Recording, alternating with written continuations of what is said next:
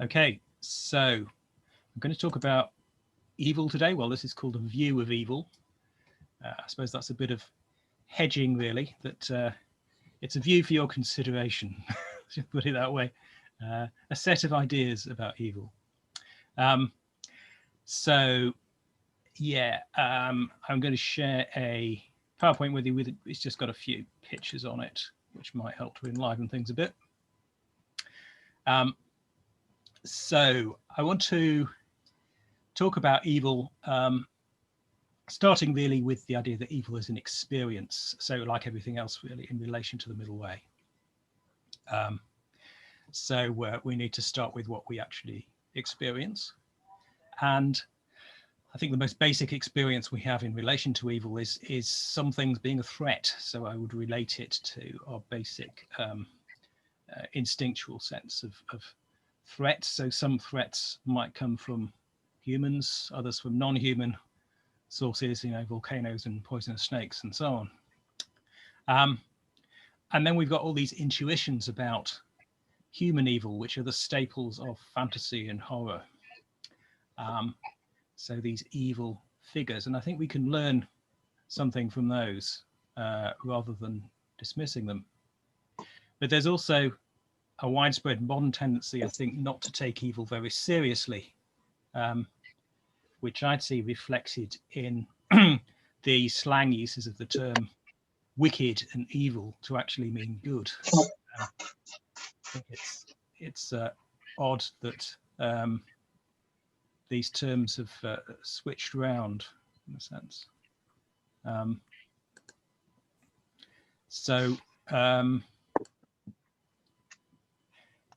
Yeah, there's also, I suppose, a tendency for perhaps liberal intellectuals to be a bit embarrassed talking about evil. And maybe that's because it's so much associated with projection, with demonization, with calling opponents crudely evil just because you disagree with them, and so on. So obviously we need to try to avoid that, and that's a crucial other aspect of our practice in relation to evil. But I do want to suggest that we should take evil seriously. Take it seriously because we do have an experience of evil. It's part of our makeup, but try to apply it precisely to things that are actually threats rather than things that aren't actually threats. So yeah, let's look at the idea of a threat to start with. I suspect this picture is photoshopped, but it appealed to me a bit. The idea of a threat that's beyond human control.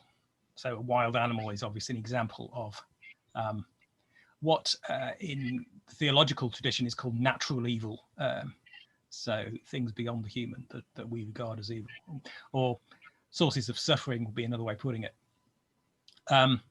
So these sources of suffering that we're trying to avoid are likely to trigger fear or possibly disgust in us. So the fear would be obviously wanting to get away. The disgust will be more associated with things that might produce disease. And we might associate that kind of evil with dangers such as fire or extreme heat or cold, or poison or pits or darkness. So darkness, obviously, because we don't know what's coming in the dark, and that might go back to very early genetic associations. We might associate evil therefore with large carnivores and snakes and scorpions and rats and things that might actually be dangerous to us. So it's interesting how those things do emerge in our fantasies about evil. But the actual extent of the threats that these sorts of things create depends on probabilities. So, for example, well, I've never been to Australia, but obviously one of my first associations with Australia is poisonous things, poisonous snakes and spiders and things. But the statistics tell us that nobody in Australia has died from a bite from a poisonous spider since 1979. So it's not actually statistically that much of a threat. But on the other hand, there were 33 deaths per year from cattle in Australia. So it looks like cattle should be the top of our evil list in that sense. So basically, that's an example of how our fear and disgust need to be contextualized. So what we think of as evil can be put in a wider context, and thinking about probabilities is one of those. But then there's our response to human threats. So that's another example of natural threat, obviously conflagration. Human threats, though, are more about humans that are in conflict with us or behaving unwisely in ways that might affect us. So here's another example of that, which you might think of foolish actions, very dangerous actions, but obviously they can be more subtle than that one in some cases. You could think about, politicians and COVID spring to mind at the moment. And one of the things about unwise actions, if we put this in the context of the middle way, is the link with absolutisation, that what we might call unwise actions come from absolutised judgments. So there's very likely to be some repression or dogmatism involved in the judgment that somebody makes to do something that's unwise and threatening in some long-term way. So if we take that example of the motorcyclist in the picture, well, what I would imagine, obviously not knowing the situation in detail, is that this person, this man, might have some sort of absolute view about himself as seen by others. So it might be something to do with his peer group and his view of himself in relation to his peer group that might make him behave like that. And that's trumping any other sources of concern.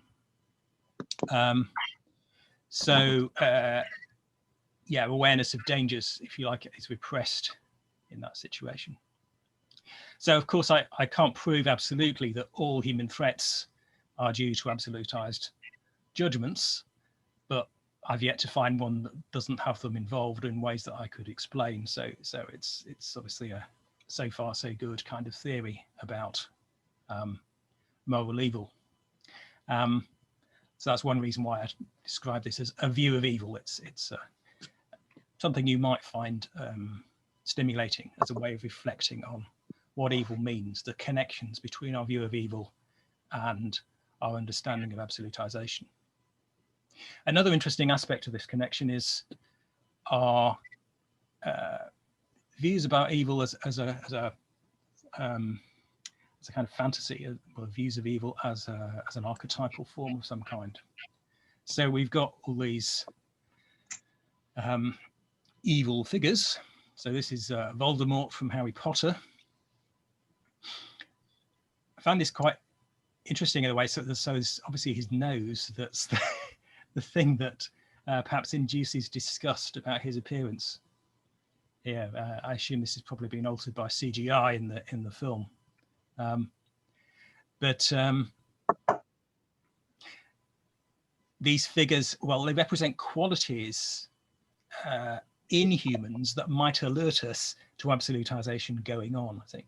So there can be signs of absolutizing in the things that we intuitively feel are evil about humans and the way humans behave.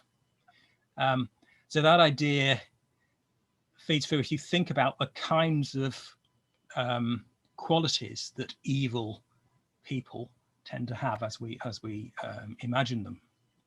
So qualities like despotic power, megalomania, greed, cruelty, obsessiveness, manipulativeness, defensiveness or rigidity, excessive impatience, short-termism, literalism, and false emotion.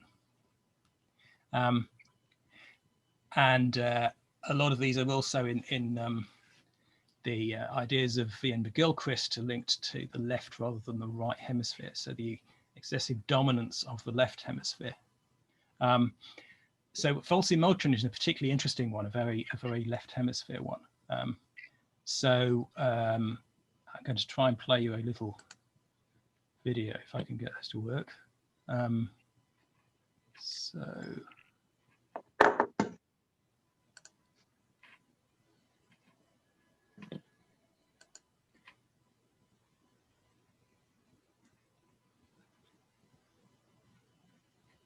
Yeah, so, oops, no.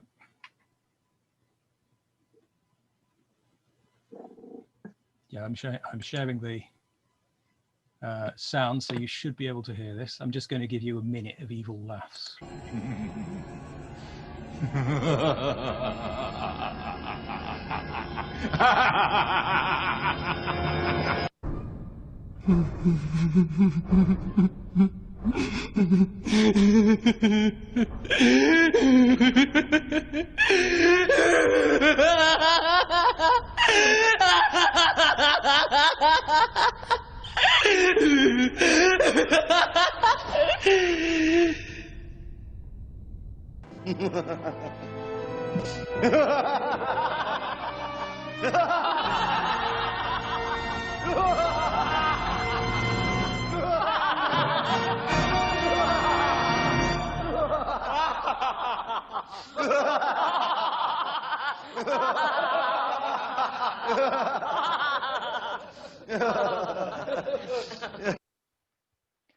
Okay, so perhaps one thing that stands out, certainly for me, there is the falseness and the factitiousness, obviously, and there's obviously some sort of conflict going on, isn't there? Because this laugh is mirthless; it's not connected to feelings.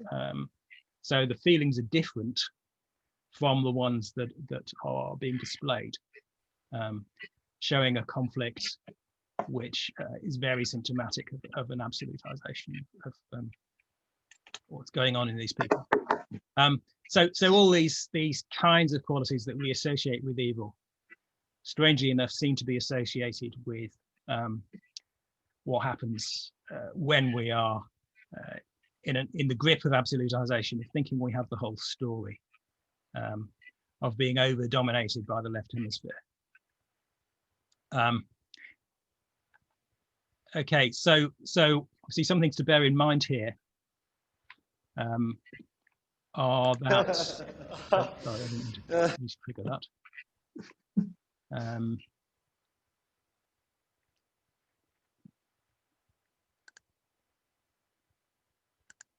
That's it. Okay, so these marks of evil they apply to judgments. So if we're going to avoid projection, if we're going to avoid attributing evil to things that aren't evil or aren't entirely evil, then we need to be very careful about this, to be reasonably precise about what we describe as evil or what we think of as evil. So it's not whole people. So I don't think there's such a thing as an evil person, because even Hitler or even Donald Trump or somebody have a mixture of judgments involved in their lives. It's certainly not whole groups or whole traditions, anything like that. Also, I wouldn't apply the term evil to motives. So people can have different judgments associated with the same motive. And I wouldn't apply it to rules that people make, because again, those can be very mixed in their effects. But I think it is really helpful to try and apply evil to something, not to just dismiss it as not having some sort of currency in our experience, because obviously it does. So at one level, it's about just things we find to be threats, but at another level, it's about judgments in humans that are justifiably a threat to us because they're absolutizing, or indeed judgments in ourselves. So we may find aspects of ourselves that we find evil. That doesn't mean that we have to treat them in an evil way, just that we're alert of that moral problem with them.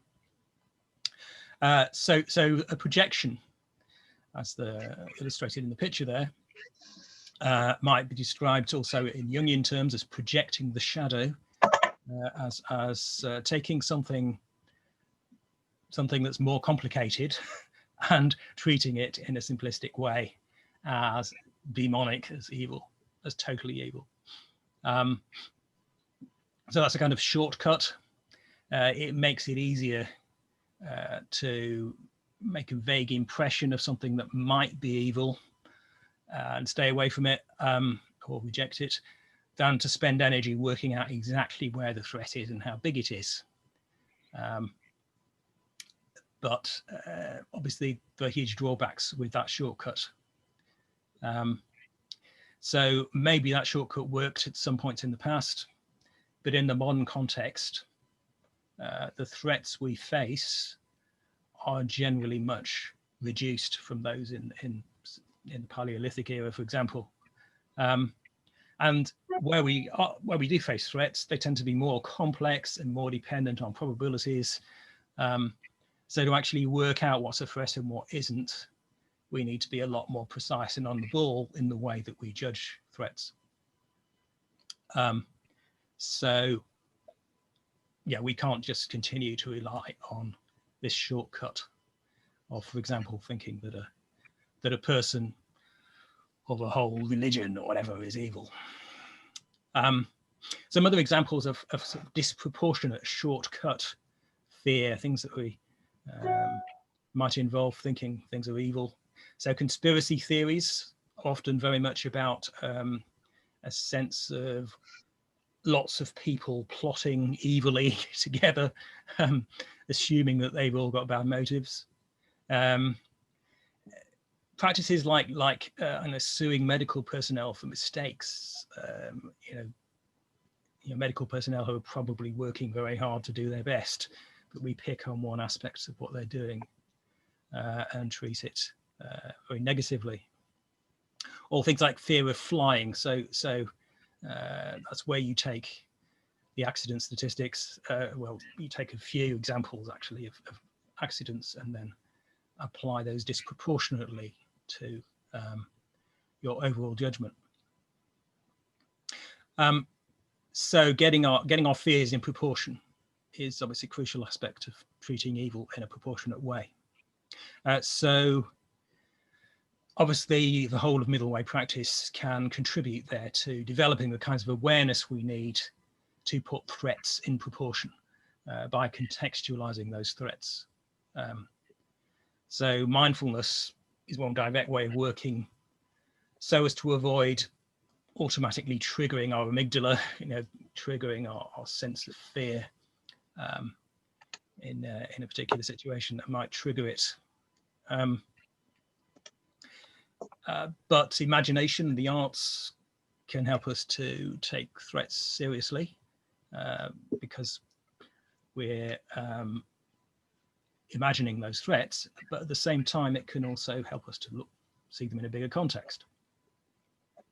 But critical thinking is probably the crucial thing here. So critical thinking as a practice can help make us aware of our biases and provide a bigger context for that belief. So it's critical thinking probably primarily that could help us avoid projecting or demonizing evil. Okay, so I've got to stop there.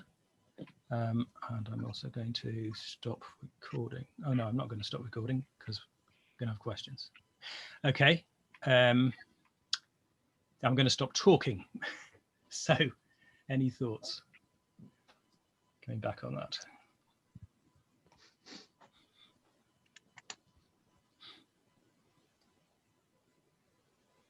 Do you see the evil as the opposite of the middle way? Yes, I'd say human evil is the opposite of the middle way. So human evil as absolutization that we may identify as evil in humans. Obviously, you can't say that about poisonous snakes or volcanoes or whatever, what's traditionally called natural evil. those are threats, but they're not evil in the same sense. They're just threats. So would just extrapolating that out, would you see cognitive biases as evil because they are a form of absolutization, just something that we are, programmed evolutionary, these biases that we're all prone to, that they're evil too, are they? Well, I think that's very much about our response to them. So being taken in by a cognitive bias is, I would see as evil. The judgment that we might exercise in relation to it, and if that judgment consists of being taken in by it without any further contextualization, then to that extent it's evil. We could also react in the opposite way against the bias and assume that the bias stops us getting any helpful information at all, which is not necessarily the case. Biases provide the setting, if you like, for absolutization and encourage it in particular ways. But yeah, you could in some ways distinguish the bias from the absolutization and therefore from the evil. But obviously I'm trying to be as precise as possible in focusing on the judgment as the thing that I would describe as evil in a human context. That can help to make sense of that experience for us.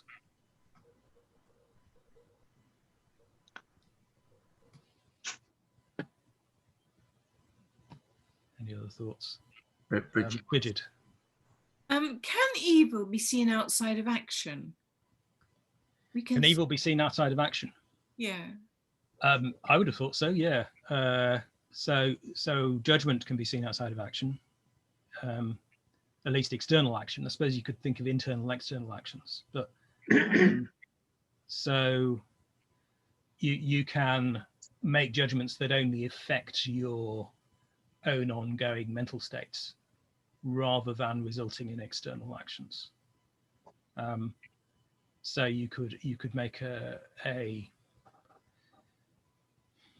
you could make a judgment that you're not worth anything or something like that. You could make a damning judgment about yourself, for example, in private, as it were, which doesn't result in any action, at least for the moment, but nevertheless continues to affect you and is absolutized.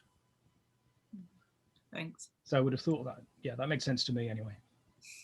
Just a further thought there. Sorry, but doesn't our moral lives start at the point of judgment? I mean, we're all fallible human beings, and if you have an argument with someone, you might feel some aggressive thoughts to that person, but it's whether you act on that. It's at that point that your moral life starts, in a way.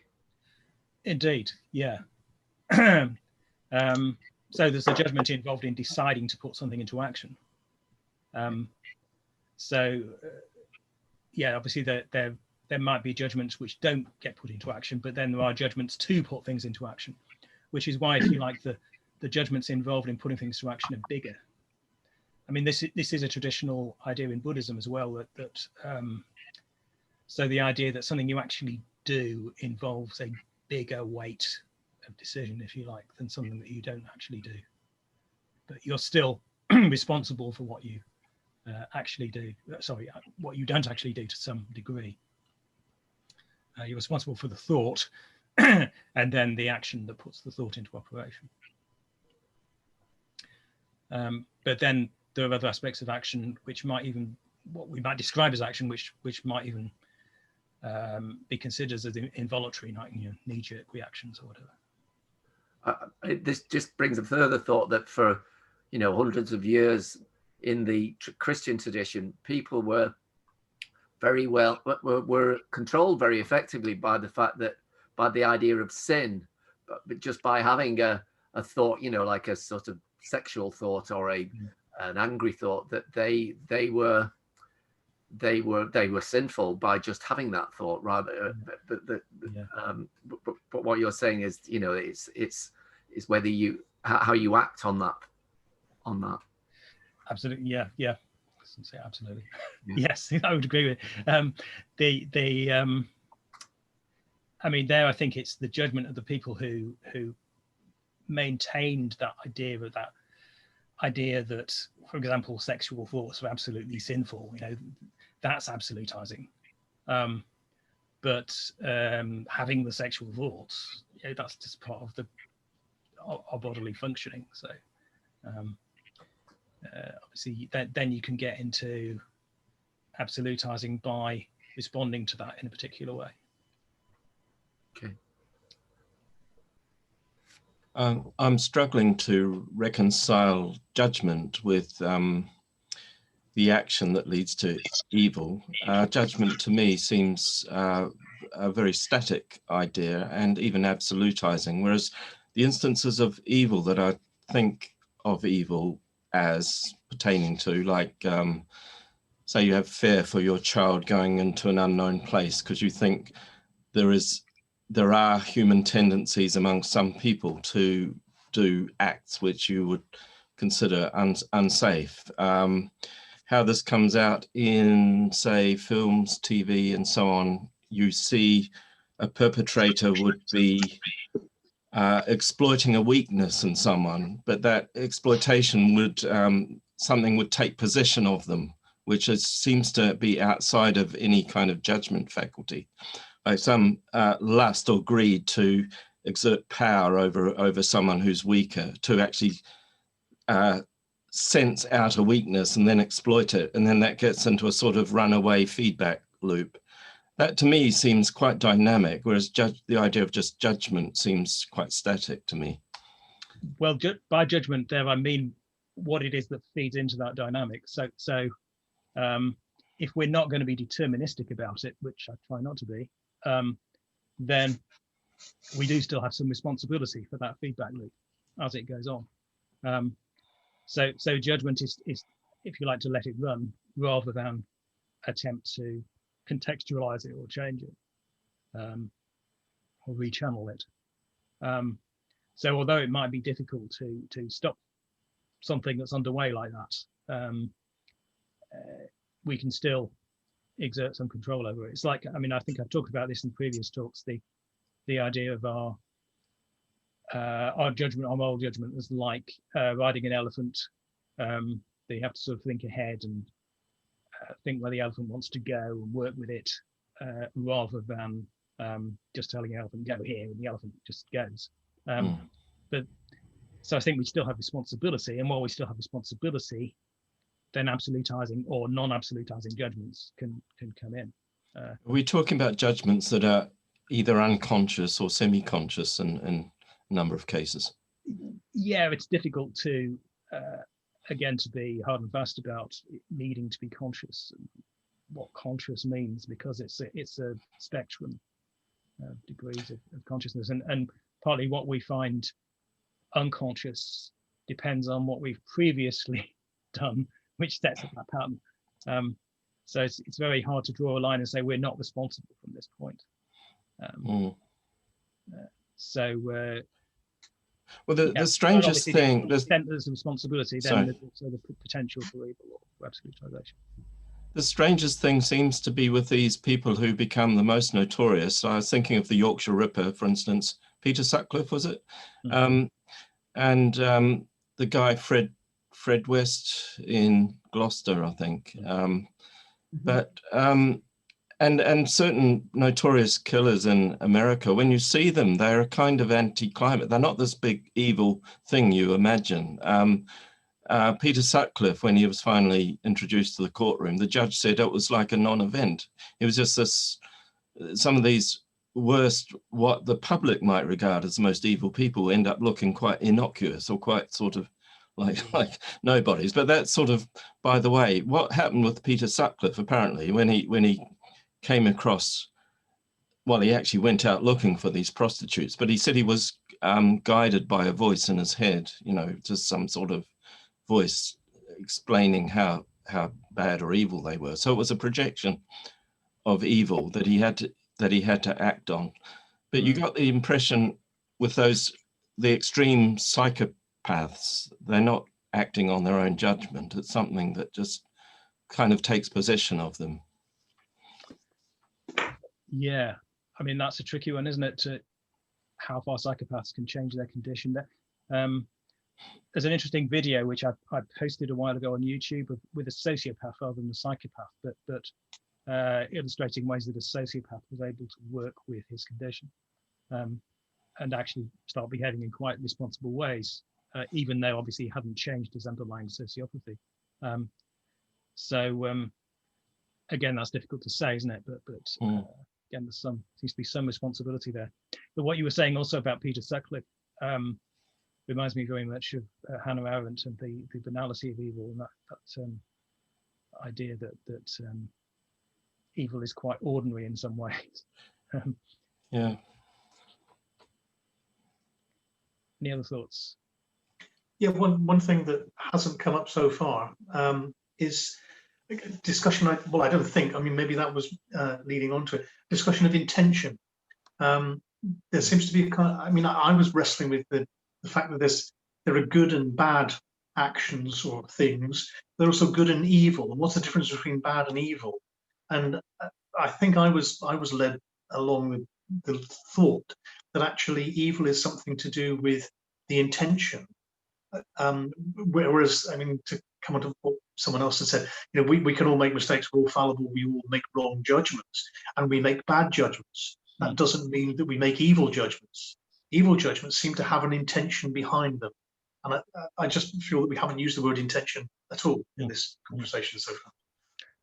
I think I did mention the term intention, but in order to distinguish it from judgment, really. So I do think it's possible to make bad or evil judgments having good intention, for example. So people who are very dogmatic, for example, may have very good intentions. They may genuinely want good for other people, for example. But then at the same time, they might try and bring that about in a very dogmatic way, which actually doesn't do much good. But that doesn't smell like evil. That smells like bad to me. Evil smells like something like, actually, I know that what I'm doing is bad, and I know that what I'm doing is exploiting people and manipulating people and so on, and I'm doing it because I want that power, control, whatever else. Not, I want the best for the world, and therefore I'm making some fundamental errors. I agree that's wrong, bad, and one should apply critical thinking to that. But evil seems to be a step beyond what you've just described to me. I think what I'd struggle with there, if you want to make intentions, well, I'm not making a distinction between bad and evil, by the way, myself, but okay. If you want to make it intentions good or bad, then on what basis do we do so? So for me, it's a lot clearer to think in terms of judgment as good or bad. I suppose that's a kind of like an existential hangover I have, you know, in good faith. It's that, as I said it, I could hear those words ringing in my ears, that it is something to do with why you're doing things, not merely what you're doing.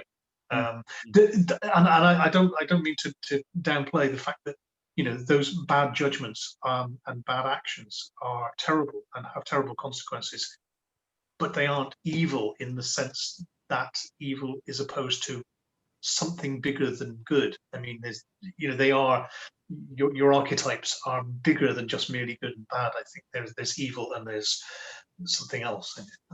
Anyway, sorry, thank you. Okay, sounds like there's more complexity to explore there. But yeah. I think that comes up in the Eichmann case, because he was, his whole thing was, I was following orders, I was doing what the law required me to do, yet we, and obviously in hindsight, and the rest of it, can't look at really what he did in any, you know, it's hard not to apply the label of evil to the outcomes of what he was responsible for, what he was held responsible for. But that's, you know, that's the thing about the intention, that maybe his intention was to follow the law, do what he was told, get promoted, you know, doing all the right things in terms of, you know, he would say that, you know, that's the way I was brought up. And yeah, but at the same time, I think we have to credit some absolutization really to the failure to question. Yes, yeah, no, exactly, yeah. So that's where it becomes banal, I suppose. Yeah. How do you make degrees of evil, or can you make degrees of evil? Or is it a sort of absolute? It's an absolute in its own terms, because absolutisation obviously creates absolutes in the way in which the person absolutising thinks about things. But that doesn't mean that we have to think about the whole context in which absolutisation takes place absolutely. So somebody who absolutizes at one point and may have all sorts of other judgments at other points and different sorts of motives involved. So the extent to which we might have a moral problem with what they're doing or how they're judging things, you know, that may be a matter of degree, depending on how much they're affected by absolutisation. And then there are other elements, I think, because our situation as well comes into this. So how much they're a threat to us may also depend on other factors. So like yeah, there might be somebody fighting a war against us on the other side, and they're not absolutizing at all in some way, but they're still a threat to us. So there may be other factors involved as well, I think, as to how much we have to consider somebody or something a threat. But where we're talking about the moral evil that I would associate with absolutization, then it can be a matter of degree when you put it in the bigger context of all their judgments. I was thinking what Jim said, that that people, I see systems can be evil and people can get trapped into a system. So Nazism, when I was just doing what I was told, and Eugene de Kock in South Africa was named prime evil and given 2 life sentences in the TRC. But when you actually read about him, he would be in Angola and he would see a child and save the child and risk his life from a bomb. Therefore, there were, in certain contexts, Eugene de Kock functioned immensely evilly by torturing and collectively, because he was absolutizing a regime that was standing against communism. So he thought that he was the hero of it. But in another context, so I have problems. Evil, yes, evil to me has to be part of it. It's nearly like it can be systematic, but people. I mean, to me, he's a good example of that. I mean, that systematicness, if it's very heavily left hemisphere, yeah. So like the Nazi regime was in the genocide of the Jews, for example, was very planned, wasn't it? And there's sinister aspects of that that we could identify, I think. But at the same time, it consists of lots of individual judgments made by people. So they're making judgments that put that very systematic scheme into operation. And without them, it wouldn't have happened. So although I see your point that particularly a political system can seem very evil, I think at the same time, there might be people caught up in that system who are not own and whose judgments even aren't evil. But it's the judgments that put that system into operation that I would describe as evil. To me, evil nearly it becomes, it's the moment we turn someone else into an object, and it gives us permission to do whatever we want. So prostitutes are objects that need to be destroyed. Jews are objects. And it's the minute we turn something into an object that we control, and we're the human and they're not. To me, that's the interface of evil. Well, that's very much an example of a left hemisphere function, over dominant left hemisphere function.